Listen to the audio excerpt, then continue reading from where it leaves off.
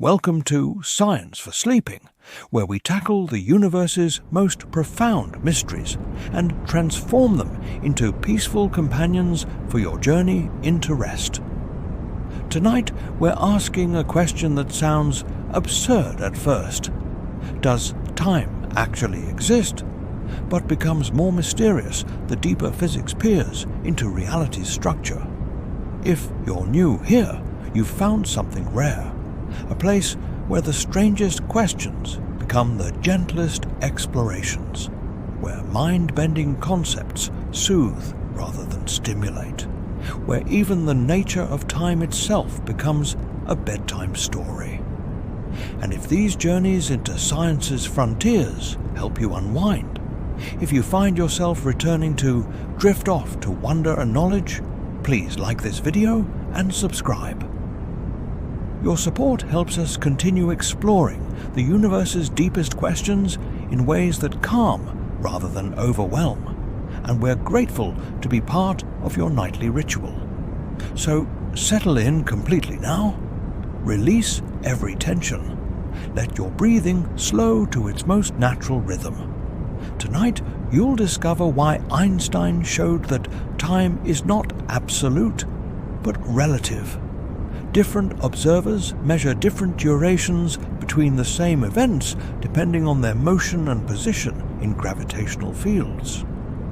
You'll learn why some physicists argue time might be an illusion, an emergent property that doesn't exist at reality's deepest level.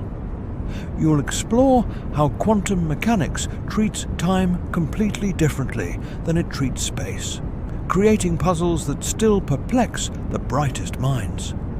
And you'll understand why, despite all this strangeness, time still seems to flow relentlessly forward, carrying you from past through present toward future.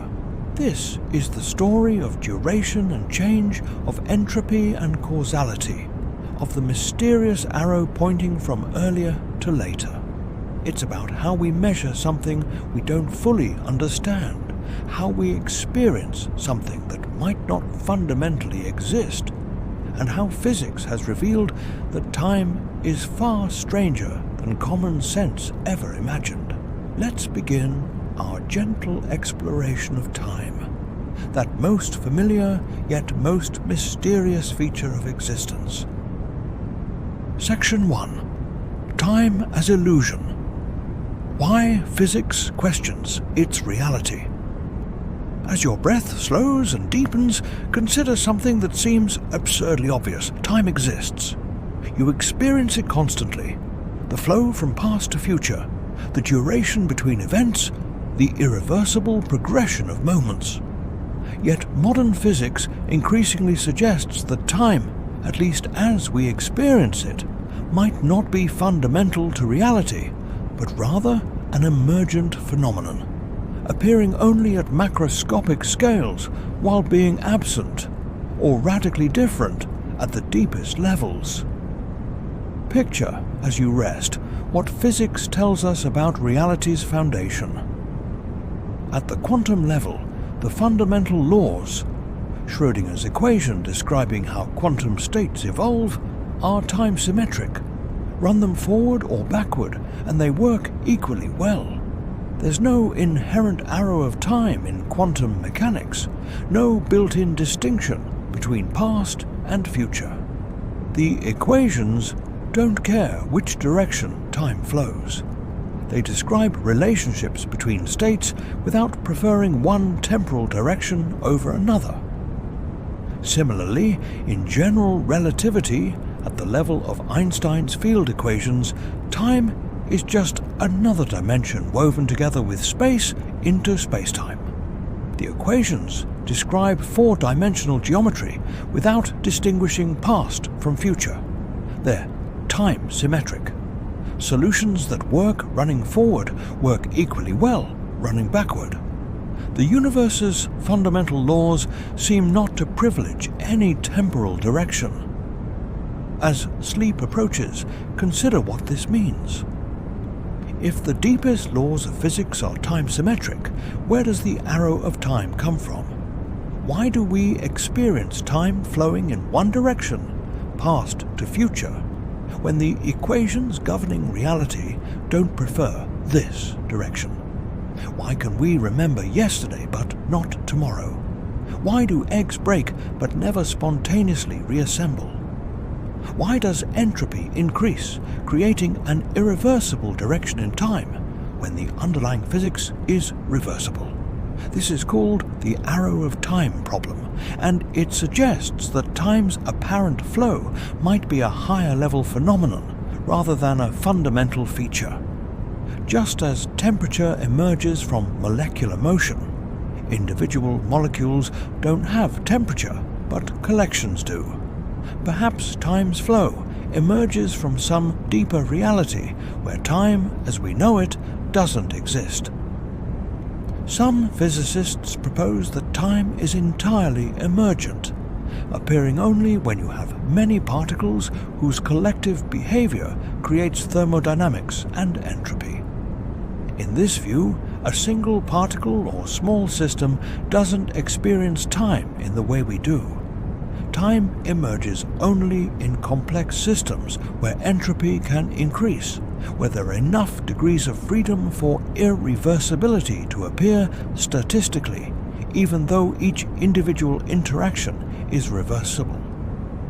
Picture yourself as you drift toward sleep, contemplating physicist Julian Barber's proposal that time doesn't exist at all, that the universe is not changing but simply is. A vast configuration space called Platonia, containing all possible arrangements of matter, each arrangement a different now, all existing equally without any flowing from one to another. What we experience as time's passage is really just our consciousness moving through this landscape of configurations, experiencing them sequentially even though they all exist timelessly. In this view, the Big Bang isn't the beginning of time, but simply one end of a range of configurations. Earlier and later are directions in configuration space, not fundamentally different from left and right in physical space. The arrow of time emerges from entropy gradients. Configurations at the Big Bang end have lower entropy than configurations at the later end, and conscious beings can only form in regions where entropy is increasing, naturally perceiving the entropy gradient as time's flow. This is radical and controversial, but it's motivated by real puzzles. Why does time seem so different from space? You can move freely through space, but only forward through time. You can turn around in space, but not in time. Space seems passive. You move through it, while time seems active, carrying you along. Maybe this difference is illusory, emerging from our perspective as entropy-increasing systems rather than reflecting fundamental reality. As you rest in drowsiness, consider quantum gravity theories, attempting to unite quantum mechanics and general relativity. Some approaches, like loop quantum gravity, and certain interpretations of string theory, suggest that time might not exist at the most fundamental level. The Planck scale, where quantum effects and gravitational effects become equally important. At these scales, space-time might dissolve into something more abstract, where time as a dimension doesn't appear. Time would then be an approximation, valid at larger scales but breaking down at the smallest scales, much like how water appears continuous but dissolves into discrete molecules at small scales. Wheeler-DeWitt equation, an attempt to describe quantum mechanics of the entire universe, is a timeless equation. It describes the universe's quantum state without reference to time, raising profound questions about what time means in quantum cosmology. If the universe's fundamental description is timeless, how does time emerge in our experience? This remains unresolved, one of physics' deepest mysteries. Tonight, as you drift toward unconsciousness, your experience of time, the sense that moments are flowing past, that you're moving from past toward future, continues even as physics questions whether this flow is fundamental. The experience is real regardless of time's fundamental nature. Whether time exists as a dimension, emerges from entropy, or is an illusion created by consciousness, you experience it as flow, as duration, as irreversible progression. The mystery remains. Why does it feel this way if the deepest laws don't require it? Section 2. Einstein's Revolution. Time as relative, not absolute. As your muscles relax and your mind drifts into receptive calm, let us explore how Einstein shattered the notion of absolute time. The common sense assumption that time flows at the same rate everywhere for everyone. Special and general relativity revealed that time is relative, flowing at different rates depending on motion and gravity, fundamentally challenging what time means and how it relates to reality. Picture, as you rest, Newton's conception of time: absolute, universal, flowing uniformly throughout the universe, independent of anything happening within it. In this view, there's a cosmic clock ticking at the same rate everywhere, and all observers, regardless of motion or location, agree on durations between events. Events that are simultaneous for one observer are simultaneous for all observers. Time is a stage on which physics occurs, existing independently of the physical processes happening within it. Einstein showed this is wrong. Special Relativity, published in 1905, demonstrated that time flows at different rates for observers in relative motion. If you travel at high speed relative to me, your clock runs slower from my perspective. Time dilation. This isn't an illusion or clock malfunction, but actual time flowing differently. You age more slowly, experience less duration, live through fewer moments between the same two events. As sleep draws nearer, consider the famous twin paradox illustrating this.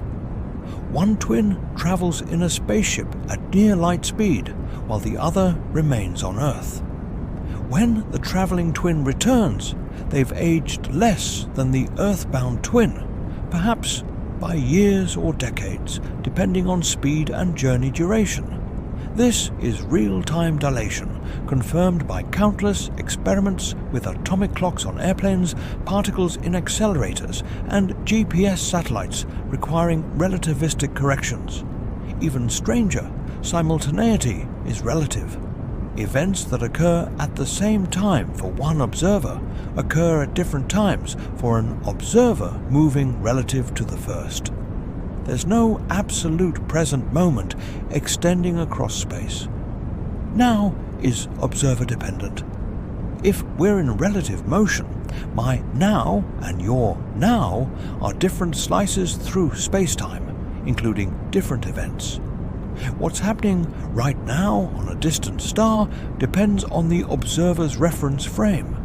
Different observers get different answers, and all are equally valid. This suggests that past, present, and future all exist equally in the four-dimensional structure of space-time, the block universe.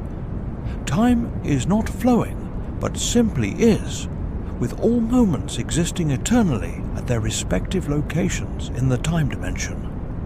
You experience flow because your consciousness moves through space-time along your world line, encountering events sequentially.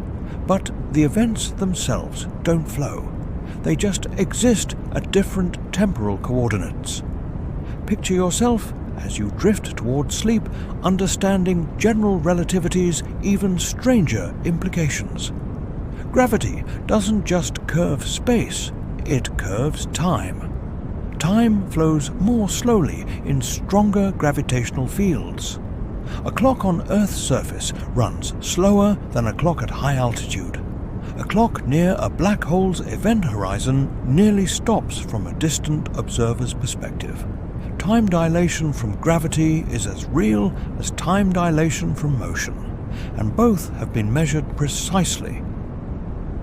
This means there's no universal now, even for observers at rest relative to each other, if they're at different positions in a gravitational field.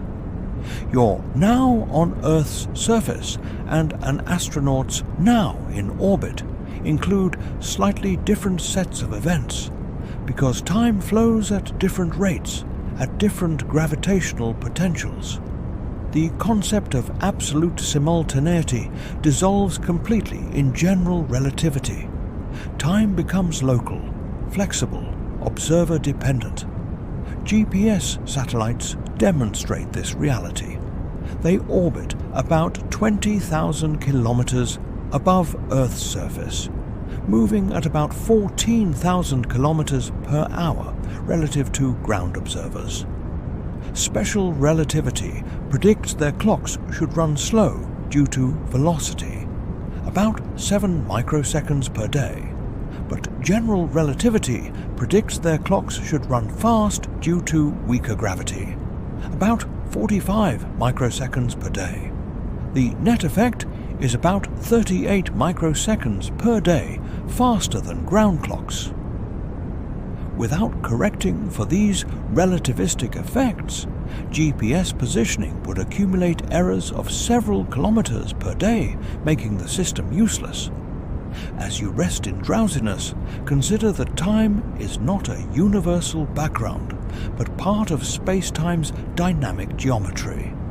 It can be stretched by motion, warped by gravity, made relative to observer. This challenges the notion of time as something flowing uniformly independent of physical processes. Time is bound up with space and matter energy, shaped by their interactions, changing its flow rate based on local conditions. Yet, despite time's relativity, causality is preserved. Events in your past can influence your present, but events in your future cannot. You can affect the future, but not the past. This temporal asymmetry, the arrow of causality, is preserved in relativity even though simultaneity and flow rate are relative. Light cones in spacetime define which events can causally influence which other events, creating structure that all observers agree on, even while disagreeing about simultaneity and duration. Tonight, as sleep approaches, recognize that Einstein's revolution transformed time from absolute background to relative, dynamic aspect of space-time geometry. Time is not what common sense suggests, not a universal flow carrying all observers along together, but something far stranger, a dimension interwoven with space, flexible, observer-dependent, yet still maintaining causal structure that makes physical law possible. The time you experience, feeling like universal flow, absolute simultaneity, uniform duration, is an approximation, valid at low speeds and weak gravity, but breaking down under extreme conditions, revealing that reality's temporal structure is profoundly different from everyday experience, suggests. Section 3. The Arrow of Time. Why the future differs from the past. As your breathing settles into the rhythm of approaching sleep, let us explore perhaps the deepest mystery about time. Why does it have an arrow? Why does time flow in one direction, past to future, rather than being symmetric like most physical laws? Why can we remember yesterday, but not tomorrow? Why do eggs break, but never spontaneously reassemble? What creates the irreversible progression from earlier to later that structures all experience? Picture, as you rest, the second law of thermodynamics. Entropy, roughly disorder or randomness, tends to increase in closed systems. This is the only fundamental law of physics that distinguishes past from future. Drop a glass and it shatters, increasing entropy as organized structure becomes disordered fragments. But the microscopic laws governing molecular motion are time-symmetric. They work equally well forward or backward. How does time-asymmetric thermodynamics emerge from time-symmetric microscopic physics? The answer involves statistics and initial conditions. Entropy increase isn't an absolute law, but a statistical tendency. For any system, there are vastly more high entropy configurations, disordered, than low entropy configurations, ordered. When a system evolves randomly, it's overwhelmingly likely to move toward higher entropy, simply because there are more ways to be disordered than ordered. A broken glass doesn't reassemble, not because it violates laws, but because reassembly is so improbable, requiring billions of molecules to move in precisely coordinated ways, that it effectively never happens. As sleep draws nearer, consider that this explanation requires our universe to have started in a remarkably low entropy state, the Big Bang. If the early universe had high entropy, entropy couldn't increase because it would already be at maximum. But the early universe was actually extremely ordered. Matter and energy distributed very smoothly, with only tiny density fluctuations. This low initial entropy created entropy gradient, the arrow of time, as the universe evolved toward higher entropy configurations. Why did the universe begin with low entropy? This is one of cosmology's deepest questions, with no universally accepted answer. Some propose that the Big Bang simply is a boundary condition with low entropy by definition. Others suggest that our universe is part of a larger multiverse where different regions have different entropy levels, and we can only exist in regions with low initial entropy because only there does time's arrow emerge, allowing complex structures like stars, planets, and life to form. The arrow of time manifests in multiple ways beyond thermodynamics. In quantum mechanics, wave function collapse is irreversible. Measurement produces definite outcomes from superpositions, but these outcomes don't spontaneously return to superposition. This creates an arrow. Superposition arrow measurement, arrow definite outcome, but not the reverse. Whether this arrow is fundamental or emerges from thermodynamics remains debated. Picture yourself, as you drift towards sleep, considering the cosmological arrow. The universe expands, growing larger and more diffuse over time. This provides a temporal direction independent of thermodynamics. Earlier times have smaller, denser universe. Later times have larger, more expanded universe. Some researchers propose that time's arrow is linked to expansion. If expansion reversed and universe began contracting, might entropy begin decreasing and time's arrow reverse? This seems unlikely based on current understanding, but it illustrates how cosmology and time's arrow might connect. There's also a causal arrow. Causes precede effects, not vice versa. You can influence the future, but not the past. This seems distinct from thermodynamic arrow. Causality appears in fundamental equations, while entropy is statistical. Yet some researchers argue that causal arrow emerges from entropy arrow. We remember past, but not future, because memory formation increases entropy. So memories can only encode low entropy past states, not high entropy future states toward which the system evolves. As you rest in drowsiness, consider the psychological arrow, our subjective experience of time flowing from past to future, of remembering earlier events and anticipating later ones, of feeling that present is special and real, while past is fixed and future is open. Does this psychological arrow require physical arrows, or could it be independent? Could consciousness create time's flow, even if physical time doesn't flow? Some philosophers argue that the passage of time, the feeling that moments flow past, that present is constantly moving forward, is purely subjective, not corresponding to anything in physical reality. Physics describes events at different times without requiring movement from one to another. The feeling of flow might be how consciousness experiences being embedded in time, not evidence that time actually flows. But most physicists and philosophers link psychological arrow to thermodynamic arrow. Consciousness requires entropy, increasing processes like memory formation, neural computation, energy metabolism. So conscious beings can only exist in environments where entropy increases, naturally experiencing that direction as time's forward direction. The psychological arrow emerges from thermodynamic arrow rather than being independent.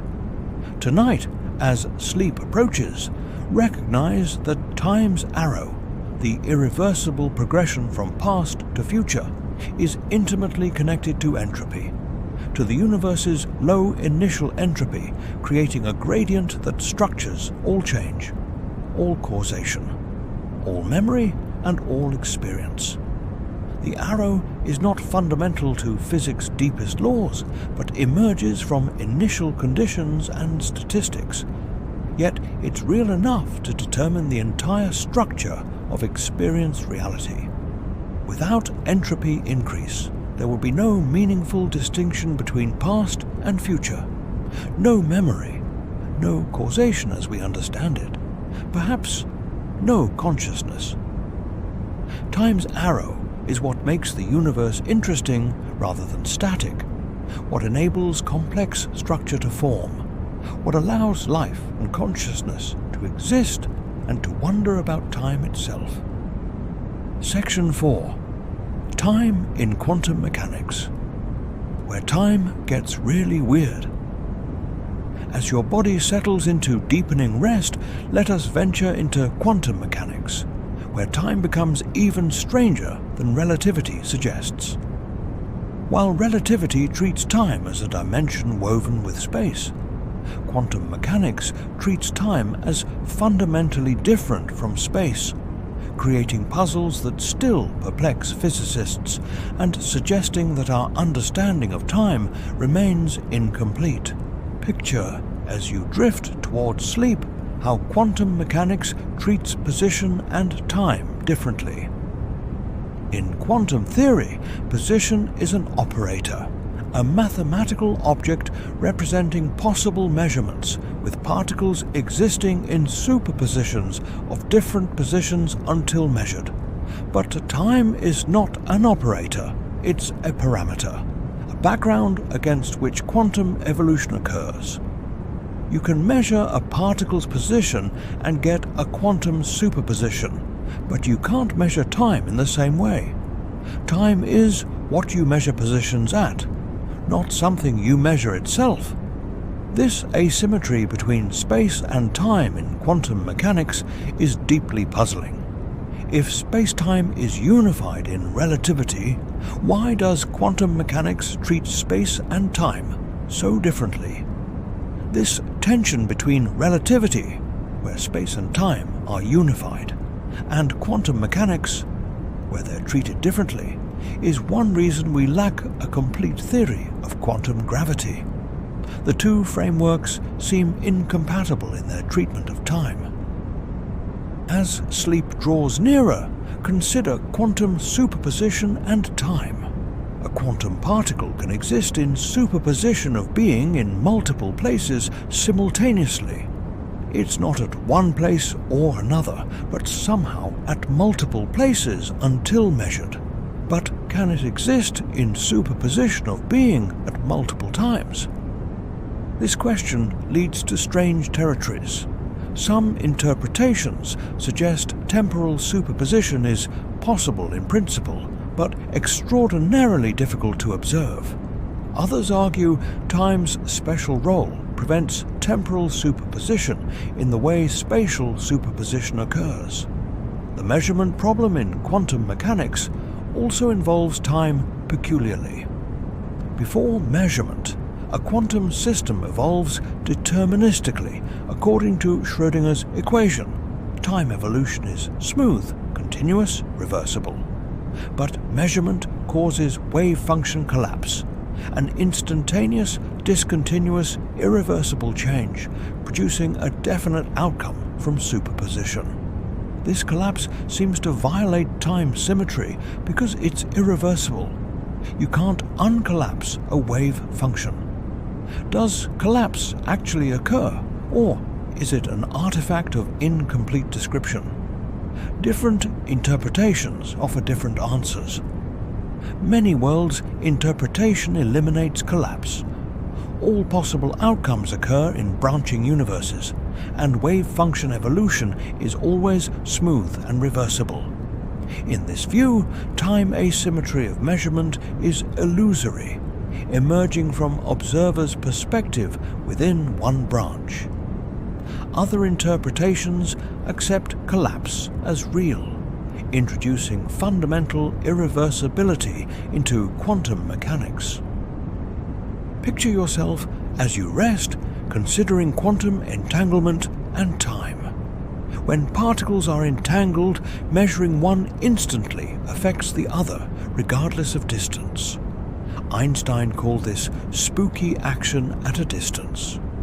Does entanglement violate causality?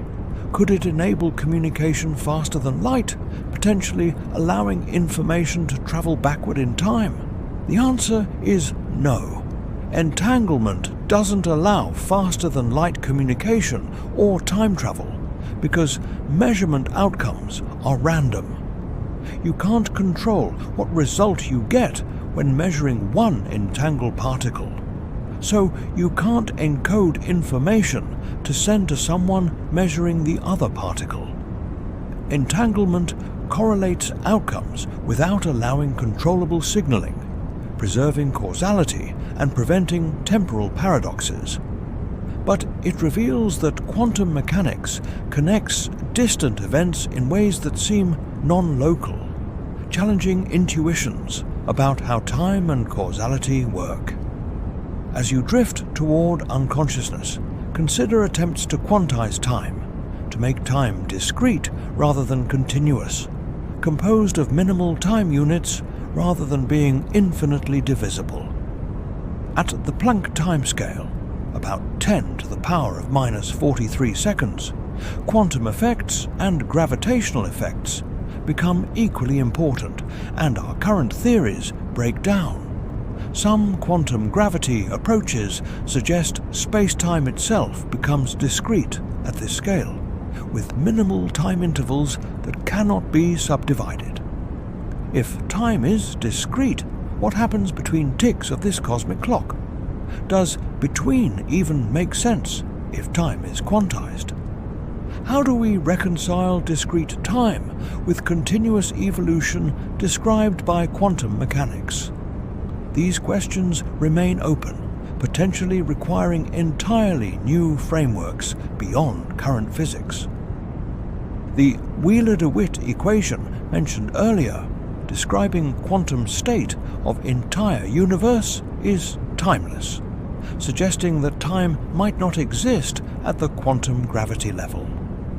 In this formulation, the universe's wave function doesn't evolve with time because time itself is part of what's being described quantum mechanically.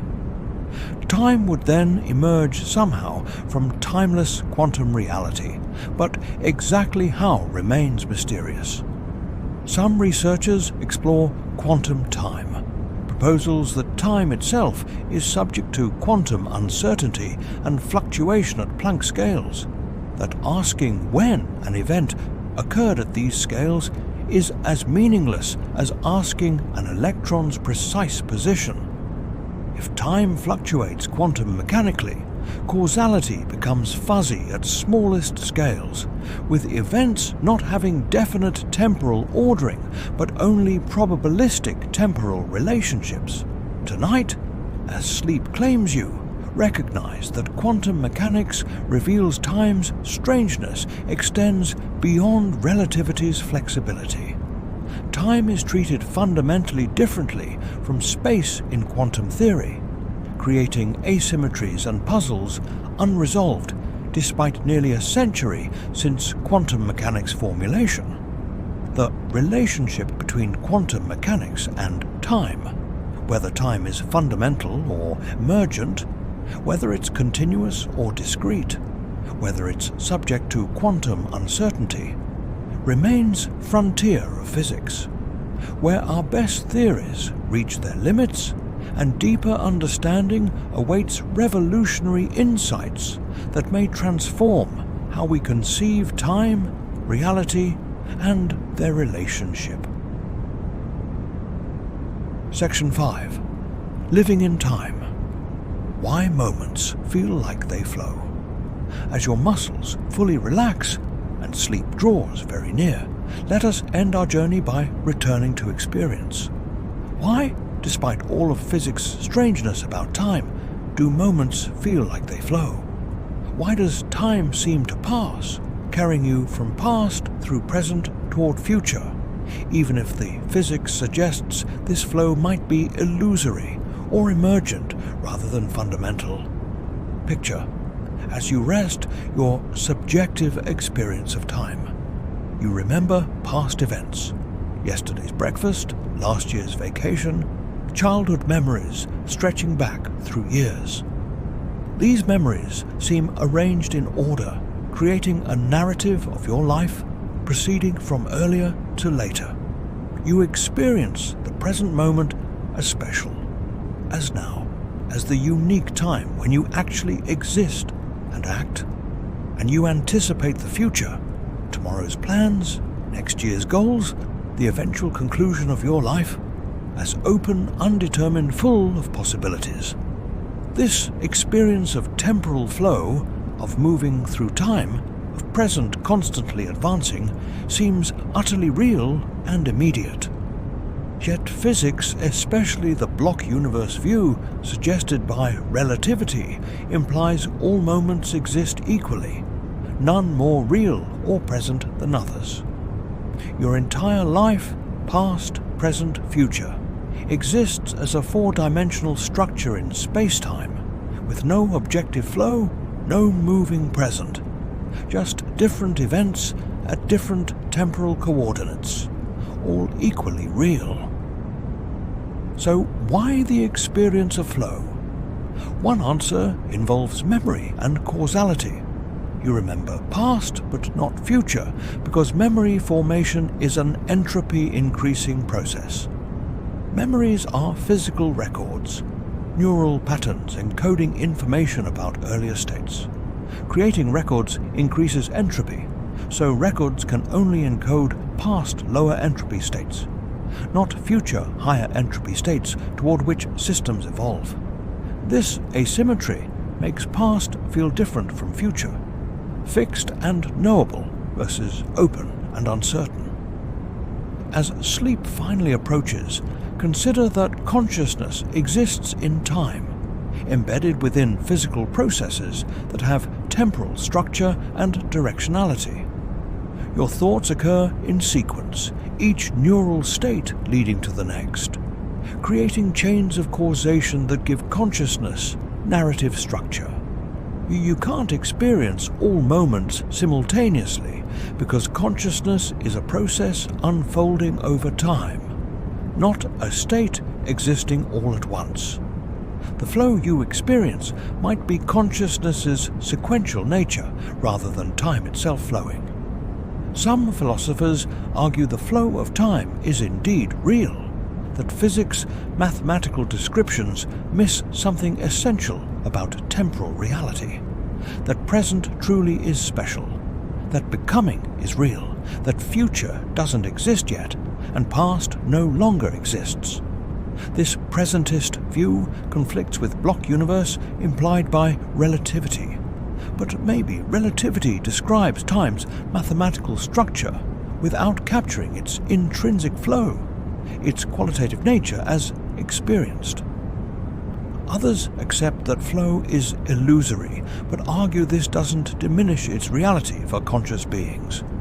Even if all moments exist eternally in block universe, you can only experience them sequentially as your consciousness traces its world line through space-time.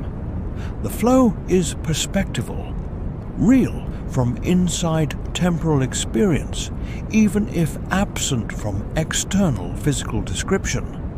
Like how here is real for you, even though there's no objective here in space. Just your location relative to other locations. Picture yourself one last time as you drift into unconsciousness, contemplating that sleep itself is temporal phenomenon. You fall asleep, experience time passing, perhaps dreamlessly, perhaps through dreams with their own strange temporal structure, then wake to find hours have passed. Yet during deep sleep, you may have no sense of duration at all. Time passes objectively, but not experientially. This shows how time experience depends on consciousness, vanishing when awareness fades, returning when consciousness resumes. Tonight, as sleep claims you completely, your experience of time will soon dissolve. The flow will pause, not objectively, since brain processes continue and clocks tick onward, but experientially, as consciousness enters states where temporal flow isn't present to awareness. You'll exist through the night's hours without experiencing them passing, then wake to find that time has advanced whether you experienced it or not. This nightly cycle of time-conscious wakefulness and timeless sleep reminds us that time's flow is tied to consciousness, appearing when awareness is present, vanishing when it's absent. The question, does time exist, has no simple answer. Physically, space-time exists as four-dimensional structure described by relativity. Thermodynamically, entropy gradients create temporal direction from low entropy past toward high entropy future. Quantum mechanically, time's role remains puzzling, treated differently from space, possibly emergent rather than fundamental. Experientially, time's flow seems undeniable, structuring all conscious experience, even if physics questions whether this flow is fundamental or illusory. Perhaps the deepest answer is that time exists in multiple ways, as space-time dimension, as entropy gradient, as conscious experience, each real in its own context, each revealing different aspects of temporal reality. Time is both physical parameter and lived experience, both mathematical structure and felt duration, both relative dimension and irreversible flow. The multiplicity of time's nature mirrors reality's richness, refusing simple answers while rewarding patient investigation with ever deeper mysteries that reveal just how strange existence truly is. Sleep peacefully now, letting go of questions that have no final answers, resting in time's mystery rather than solving it. Whether time is fundamental or emergent, flowing or static, real or illusory, you experience it as the medium of your existence, the context of all change, the structure organizing experience from birth toward death. And that experiential reality, whatever its ultimate physical nature, is enough to live by, enough to make sense of life, enough to measure days and years, enough to mark the precious moments of consciousness that constitute your time alive. Good night, temporal being. Sleep in time's embrace, whether it's flowing river or static dimension, emergent phenomenon or fundamental reality. Your experience of it makes it real enough for you, structures your life sufficiently to make meaning possible, provides the context where consciousness unfolds and experience occurs. The physicists can debate time's nature. You need only experience it, live through it, make use of it while it's given to you, however many years or decades flow past, or however many segments of your world line extend through four-dimensional space-time. Time, in the end, is what you experience right now, slipping into sleep, letting consciousness fade, surrendering to the timeless state of deep sleep from which you'll emerge tomorrow to experience time's flow once more, the eternal cycle of waking and sleeping, time experienced and time forgotten, consciousness emerging and dissolving through the moments that may flow or may simply be, but either way contain the entirety of your existence, your experience, and the mystery that is you, living in time, questioning time, ultimately inseparable from time, whatever time ultimately is. Thank you for listening. Rest peacefully tonight, and please like and subscribe for more.